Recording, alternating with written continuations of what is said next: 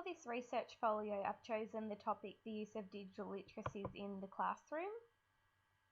Digital literacies are the interest, attitude, and ability of individuals to appropriately use digital technology and communication tools to access, manage, integrate, analyze, and evaluate information, construct new knowledge, create and communicate with others in order to participate effectively in society. Some of the key words that I will use throughout this presentation are literacy, which is the ability to read and write, a synthesis of language, context, and thinking that shapes meaning. Multiliteracies, which is visual images, written and other representations, so the interface of visual and linguistic meaning in multimedia. And multimodal, which is basically more than one mode, so text that combine print, visual images, speech, or computer images. Related ideas expressed in literacy, reading, writing, and children's literature, the 4th edition. Books are objects, but their essence is not in their physical form.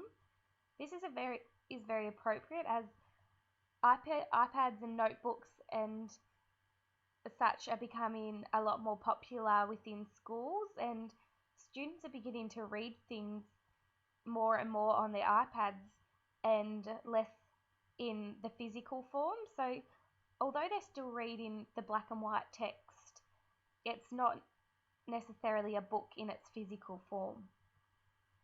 For the last decade, if not longer, some have been sure that the book is doomed to disappear. So this is obviously due to the fact that digital technologies and digital literacies are becoming more prominent, and slowly the book is getting used less and less. However, this is something that Winch disagrees with. Winch believes that although the book may be used in a different kind of form, such as an iPad or notebooks and such, it will never ever be doomed to disappear because it'll still be there, just in a different form. Anderson Inman notes the following 6 advantages of digitized text. That it is 1, modifiable, so it's easily edited, updated, and altered by both author and user. 2, programmable, so it's adaptable to the needs of the individual user. 3, linkable, so the user can set up non-linear links. 4, searchable, both by word or phrase. 5, collapsible, so it can be hidden from view. And 6, collaborative, so multiple users can work at different workstations from the same text at the same time.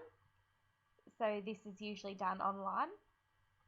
New literacies involve new skills defined by social experience and also involve new metaphorical ways of reading the world. Expanded ideas about literacy now include obvious technological literacies. All online activities need to be supported by dynamic offline action and chat.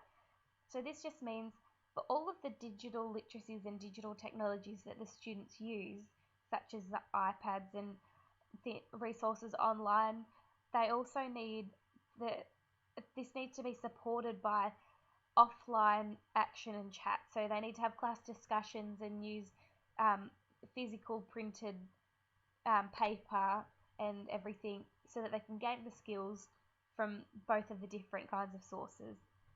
And it fits in with Howard Gardner's learning theory and his idea of multiple intelligences, which is something that I'll talk more about later. So I've chosen 3 different themes that will help put across ideas from my topic. So my first theme is students require a both-and approach to print and digital text. This is something that I came across in almost every text that I read. So it's basically saying that students are digital natives. They learn in the 21st century, so they do need the digital texts and digital literacies to learn the skills that they're going to need for the future. However, they still need to learn on the paper-based print things so that they can also gain those skills, which are also very important. So the skills gained from weaving and relating the two are very, very important. The second theme that I've chosen is changing literacies. So literacies are ever changing, and slowly the digital literacies are becoming more prominent within schools. So this is due to practicality. So teachers have the access to these kinds of resources.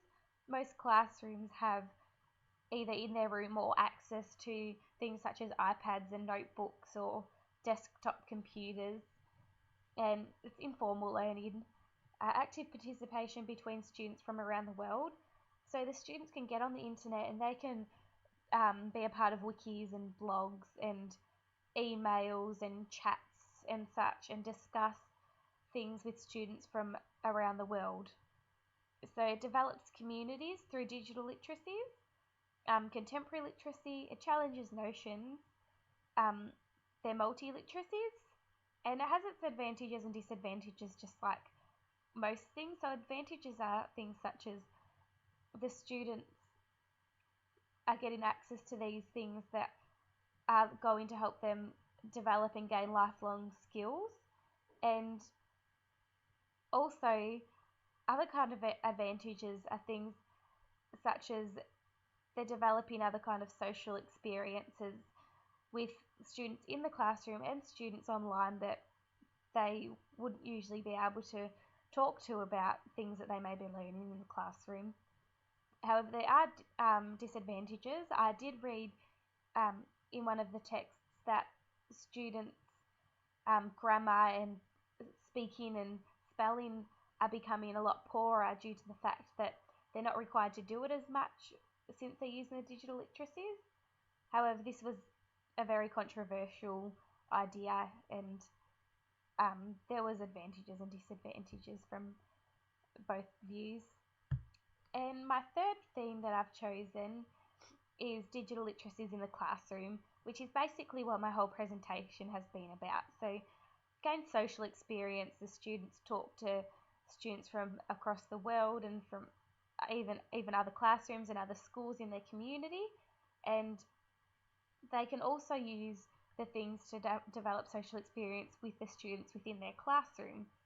So they're multimodal, meaning that they've got more than one mode. So they might have um, videos, pictures, text, music, speaking in them, which appeals to most of the learning styles. So just by using the one text, most or if not all of the students in the classroom will be learning and gaining skills and knowledge through it.